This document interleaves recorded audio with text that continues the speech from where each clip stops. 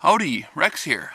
Alright, today we're going to go over some unsuitable shooting positions that'll give you harmonic inconsistencies in the field. So one of the major causes of harmonic inconsistencies as far as rifle deployment is resting the rifle improperly against solid objects. And there will be a difference of where the rifle's hitting depending on how you have it situated in the field versus on the bench. So I would recommend anytime you're doing your load development or any of your sight-in or any of your rifle zeroing, you're going to want to make sure that you're doing it the same exact way that you would anticipate using it in the field. For example, if most of these rifles are equipped with bipods, and one of the problems that comes up is improper bipod deployment. And here, I'll take this for a second. Here we have Dinosaur eats ya. There he is. Okay. And we're on the 243 here today, and we have a bipod deployed. I actually do use bipods a lot. I do recommend their use. As far as expediency in the field, there's nothing real that can be more handy than that. The best way to deploy a rifle, if you can, is probably sandbags, actually. That's going to give you the most consistent rifle layout. Now, when this rifle fires, there's going to be harmonic wave that's going to originate back here, and it's going to reverberate off the muzzle, and it's come back, and it's going to go all throughout the rifle here. And part of that wave is going to come down into where it's resting. Now, if it was resting on a sandbag, that's going to absorb it and give you the least amount of disturbance or resonance. It's not going to reverberate off a hard object. Bipods, if deployed correctly, can be very effective and will not give you very many problems in the field as far as harmonic inconsistencies, okay? So you'll see here, we're in our field position. The bipod is deployed, and it's pretty muddy out today, so it's deployed in the mud here, in the dirt. This is going to actually be pretty good as far as harmonic, dispersion, okay? So if this bipod, if this was very, very hard ground, the harder the ground is, the worse it's going to be for bipod deployment. And the reason for that is it's going to cause it to kind of bounce on the legs down here. And if this was concrete or something hard like a shooting table or a bench, that could be extremely problematic. It'll cause inconsistent vibrations as this thing, these two different legs resonate in different ways each time it's resituated.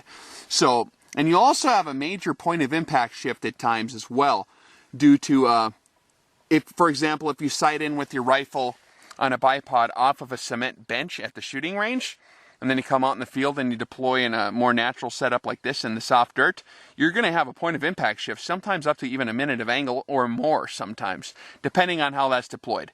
So the best way is, like I said before, sandbags, if you can have that, but a lot of times you can't, you're already limited with how much gear you can carry, and the bipod is going to make it a lot handier, and it will elevate the rifle above some of the, if you have grass and stuff like that, that'll help you a little bit. So that's proper bipod deployment. If you're shooting from a hard-packed road or a gravel surface, you could still have that. Make sure that the legs are evenly embedded into the ground on each side. If this was more gravel here, you wouldn't want it sitting on one piece of gravel. You'd want to wiggle it down, get it into there to where it's kind of uniform on both sides. If you have one kind of like balancing on a little piece of a rock, gravel's just kind of bad for bipod deployment. One thing you can do also is set up a rucksack and just whatever you're using there, and just fold up the tricycle plots. Fold up the bipod and just rest it out for there. So that's one good way to do. But if you're using a bipod in the field, which I actually do just because field expediency, and you want to properly deploy it, make sure it's in something soft, and that'll come into play when you're choosing your shooting position as well. If you come back here, what about toe support? This is probably the big trick to getting a dead, steady shooting position for a long-range shooting, is you need to have good toe support. Go ahead and get behind the rifle there, Dinosaur eats ya. So what we have here, all right, he's laying behind the rifle, and what he's going to do is he's going to manipulate. That's a sandbag back here that we got, okay? And he's going to have that support the toe of the stock here. So he's not going to really, as far as getting the rifle on sight, the bipod's fairly steady. You got 2 points of contact there. Back here we have the sandbag. And there are butt monopods that you can use, but I would highly recommend the sandbag, especially for a single point of contact, like on the toe area here. A monopod will have exponentially more instability than this two-legged bipod. So all those problems we just talked about with this bipod here, a monopod on the butt will be quite a bit worse. So a sandbag, and when you have it situated, you'll see here, you have a little bit on this side and you're gonna have a little on this side. You don't want to have it kind of on this so it can slip off. You're gonna want it nice and firmly planted into the sand like you had there. And that'll make sure that when the rifle recoils and starts to move, it'll just come straight back into his shoulder rather than moving this way. Now, if you have it sometimes kind of sliding off the side here, boom, under recoil it's gonna start to move, it's gonna slide off. That'll cause a axis shift of the bore that's different each time, or on the other side. So when you're using the sandbag, you want to make sure you're firmly planted in here. All he has to do is use his left hand. Go ahead and get behind the rifle one more time, bud. So all he has to do to get exactly on sight here is manipulate that sandbag with his left hand as he's laying there until he's on sight. And once that's properly situated, you can just use, you're not even really touching the toe of the rifle so much, you're really squeezing that sandbag. And that'll take out a huge amount of the factors like pulse and things like that, or your breathing that'll throw off the rifle. So with this setup, if you got a good support up here, you can either use a sandbag up there if you can carry one, or your rucksack or a bipod deployed properly, not on any hard surfaces. And you have your sandbag here on your toe support, you're going to be rock steady. So even at this target we were just shooting at, way out there, 1,420 meters. Well, I can't zoom in right now. Way out there, I'll show you in a minute. Were you pretty steady when you're on there? Oh yeah. Like no sweat. No movement at all? None. Would you say even like a fraction of a minute? Not even. Once my hands squeeze the bag, it stays there and it don't move. Yep. Now, one trick too, and you can do this if you have a real heavy recoiling rifle, is you do want your shoulder touching the butt pad there. So what he has here is he has his shoulder, it's planted into there, but he's not like muscling the rifle onto the target. And what I mean by that is a lot of guys try to use their excuse me, real hard. Yeah, they try to muscle it onto target, and what happens there is your pulse and your breathing and a whole number of biological factors are going to come into play when that happens. So the more of those you can remove from the equation, the better. All over the place. Yeah, now you're muscling it on. You got your hand on there and you're trying to just like use your, muscles are going to slip and they're going to wiggle a little bit. They're going to twitch on microscopic levels, and that's enough at long range to really throw you off. So here we have, that's the key right there. Anytime I lay down in a prone shooting position like this, and I'm shooting long range, I always have that sandbag. You can even stick that in a canteen pouch if you got your web gear on, or in a pocket. It's just a small sandbag's all you need, toe support. But that's the key, and you're rock steady. You don't want to start to even squeeze the trigger until you're basically, perfectly steady, right? Rock and roll, man. Now, in the event that you ever should have to fire from a concrete position here, this bipod is going to give you a lot of problems. It's so solidly mated against that concrete, the vibration patterns when this rifle fires. This is going to kind of bounce like this. I'm exaggerating a little bit. These legs are going to come on and off the ground like this. And as it skids back, it'll really cause bore axis shifts due to the crazy harmonic vibrations that can reverberate up from the concrete into these legs here as the harmonic wave passes through the rifle when it fires. So if you do have to fire from concrete for some reason, I would just avoid doing it. But if you did have to, the better way to go is going to be, instead of having the sandbag back here for toe support, I'm going to move that forward, and then we'll just have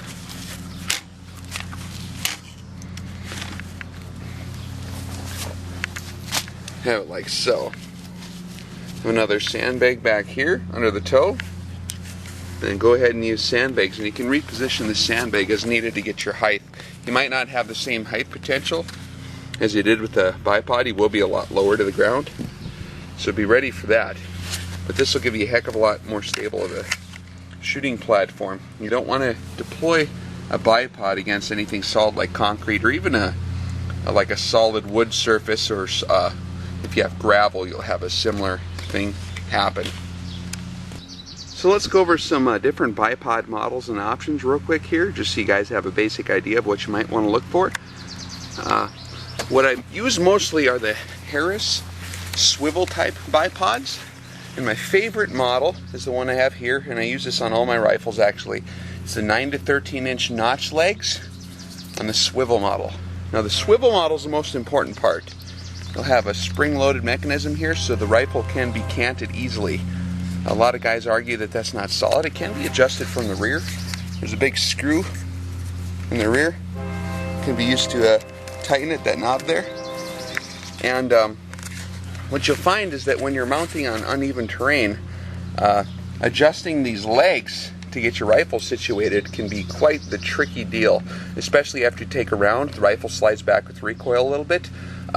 You're going to constantly be fiddling with these legs trying to keep the weapon level. So this is an extremely good feature. I usually keep it mounted pretty tight as far as the adjustments back here, so you do have to torque it a little bit to get it to cant. But that's probably the best way to go. I do like the notch leg in case you're in extremely uneven terrain. You just hit this button and it'll kind of deploy quickly. So it's quicker for deployment, a little slower for trying to break it back down when you're leaving. So that's a pretty good model, the Harris 9 to 13 inch notch leg swivel series. Another one that's pretty popular is the Parker Hale style bipods, and you'll see one mounted here on this rifle, and you have a peg that comes out of the stock here, and it's mounted onto a quick detach device so the bipod can slip right off, and this also can swivel quite easily. This one's probably the most sturdy out of all your bipods. If you have an extremely heavy rifle, like if you're shooting a 50 or 416, or even some of the 338s are a pretty heavy setup, this is going to be the sturdiest one to use. I actually still do use the Harris Ultralight on my 338, even though it's almost a 20-pound rifle setup. It does work if you're careful. It might fold up a little bit if you're not paying attention or if you're not used to it. But the Parker Hale will be the sturdiest. Some of the issues with these where I don't like them as much as they're quite heavy, which isn't too much of a problem, but where this pin locks into here, you will have a little bit of play, metal play, and that can cause the issue like we talked about before, where you have harmonic inconsistencies. Anytime you have two solid surfaces mated up that are going to flex under recoil, and your wave is going to try to reverberate through two solidly connected, through loosely connected pieces, that's going to cause some harmonic issues as well. Not enough to really notice at normal ranges, but at extreme long range, or if you're really trying to measure group sizes, you will notice it a little bit. Over here we have, I don't know if this is a UTG, but there's a lot of different bipods that have a design similar to this. This just locks onto your Weaver rail here, your Picatinny rail. And here's another example of a commonly made one. I think this is by UTG, but it's kind of a solid mount. There's not a whole lot of adjustment either way. A lot of guys like this because it's solid, but when you get out of the living room and actually deploy this in the field, you're going to notice that the ground ain't always level. So what are you going to do then? Don't have a whole lot of adjustment. Sometimes you got to fiddle with the legs again. That's kind of undesirable. I would highly recommend not using a bipod designed like this. This little guy, I think this is what the heck did they call this thing? Woolly bugger? I forget what they called it. But this is a barrel mounted bipod. And I used this for years actually on a Mini 14. And when I was first just starting to shoot a lot in school, like in middle school, and this barrel mount just screws onto the barrel. And I wondered why I had such radical performance shifts.